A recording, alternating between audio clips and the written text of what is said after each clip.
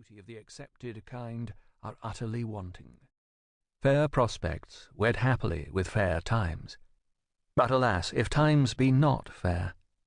Men have oftener suffered from the mockery of a place too smiling for their reason than from the oppression of surroundings over-sadly tinged. Haggard Egdon appealed to a subtler and scarcer instinct, to a more recently learnt emotion than that which responds to the sort of beauty called charming and fair. Indeed, it is a question if the exclusive reign of this orthodox beauty is not approaching its last quarter. The new Vale of Tempe may be a gaunt waste in Thule. Human souls may find themselves in closer and closer harmony with external things wearing a sombreness distasteful to our race when it was young. The time seems near, if it has not actually arrived, when the chastened sublimity of a moor, a sea, or a mountain will be all of nature that is absolutely in keeping with the moods of the more thinking among mankind. And ultimately, to the commonest tourist, spots like Iceland may become what the vineyards and myrtle gardens of South Europe are to him now, and Heidelberg and Baden be passed unheeded as he hastes from the Alps to the sand dunes of Scheveningen. The most thoroughgoing ascetic could feel that he had a natural right to wander on Egdon.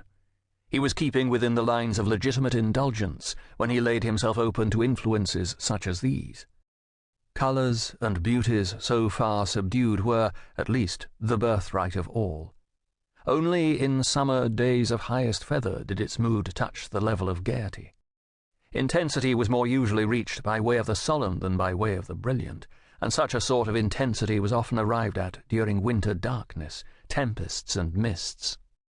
Then Egdon was aroused to reciprocity, for the storm was its lover, and the wind its friend.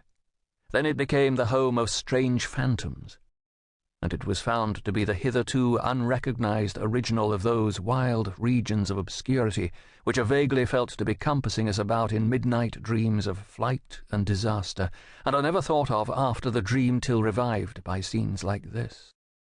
It was at present a place perfectly accordant with man's nature, neither ghastly, hateful, nor ugly, neither commonplace, unmeaning, nor tame, but, like man, slighted and enduring, and withal singularly colossal and mysterious in its swarthy monotony.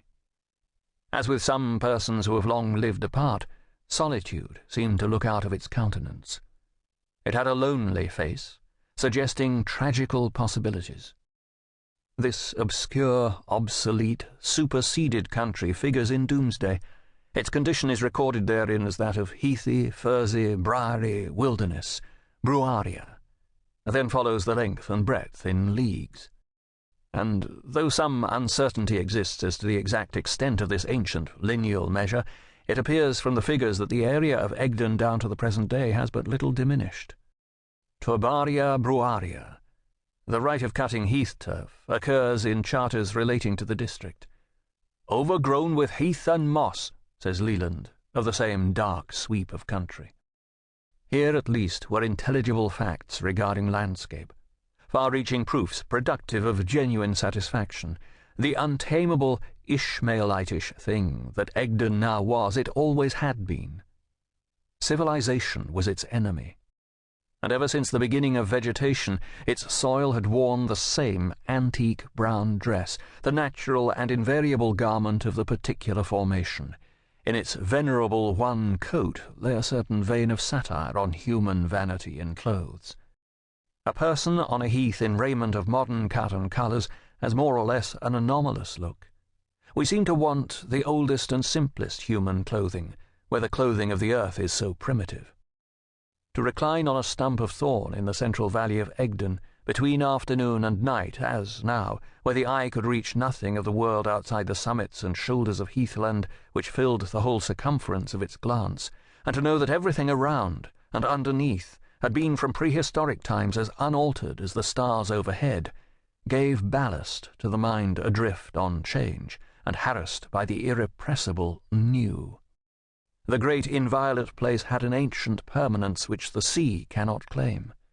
Who can say of a particular sea that it is old? Distilled by the sun, kneaded by the moon, it is renewed in a year, in a day, or in an hour.